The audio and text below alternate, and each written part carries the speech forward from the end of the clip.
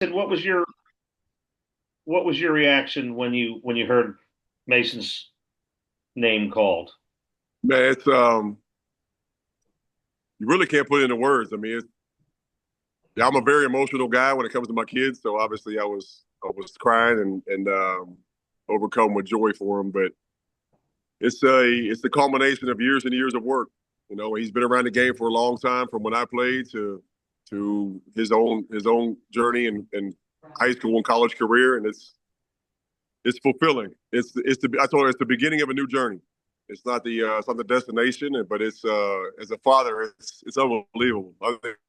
It's the feeling is better than when I was a player. Jason, do you have any specific memories of when you played for the Jets and he was running around with you as a kid?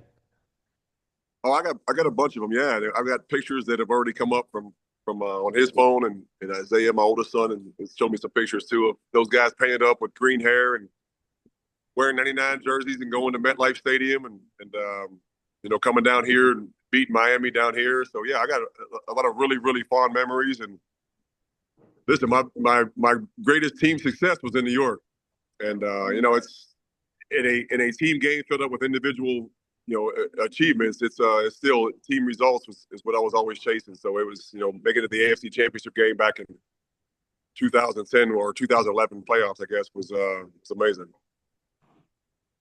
Do you realize that was the last Jets playoff game? I, don't start, Cat. I didn't know that. I didn't know that, but is that right? That's let's change that. Let's go. Let's change that. Aaron Glenn's gonna do a good job of change that. Did you? Jason, I'm Aaron Glenn. You guys played, around the same time. He was in the league a little bit before you. Do you know AG at all? I've met him. We're not. I don't know him very very closely, but I've met him. Obviously, played against him, and respect the work he's done, coaching the game, and going to Detroit and doing what he did. But I'm excited. A former player being in the big chair, and you see this test some of these guys have had, and it's I'm looking forward to it. It's a part of my heart has always been in New York. It's the greatest city on the planet. I love it, and I'm glad Mason has a chance to go play there now. It's going to be amazing.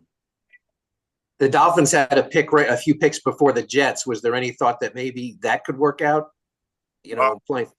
I'm not gonna lie. Yeah, I mean, there was, we he and I stopped and looked at each other on the couch and thought maybe this is it. And they made a move to move up. It would have been great, but anywhere, any of the 32, we were looking for any of the 32. But there are certain franchises, there are certain places, there are certain people and communities that are just different, and New York obviously is one of them. Jason, is there, for all the things you I'm accomplished, sorry. Hold on one second. I'm losing you. Hold on one second. Just out the door. Sorry. Go ahead.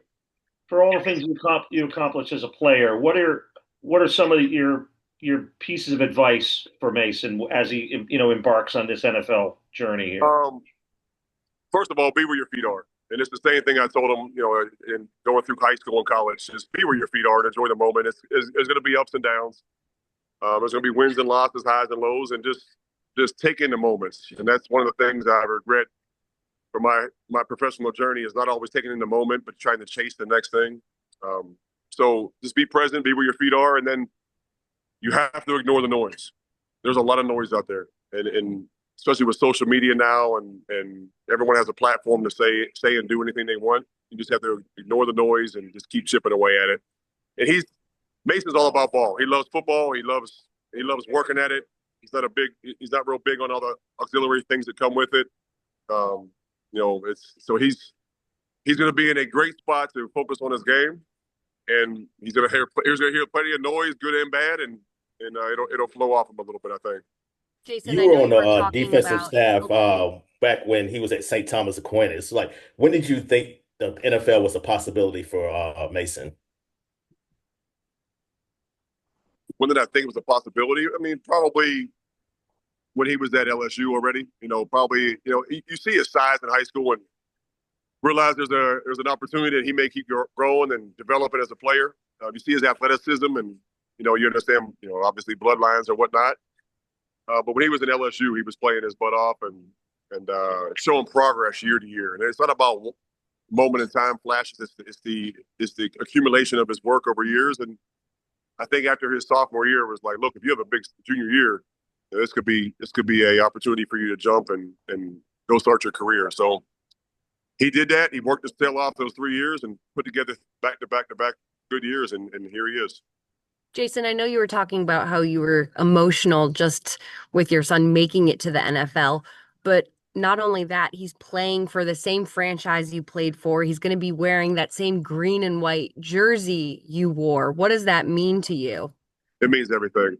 I mean, to me as a father, it's just his moment in time, and I'm just the sun has set on my career, and I'm done. And it's awesome to be able to sit back and watch him. But for him to walk the same, through the same facility and use the same locker rooms and that same path that I took, it's it's humbling. You're trying to make me cry again. I'm not going to do it, fighting it, but it's I can't.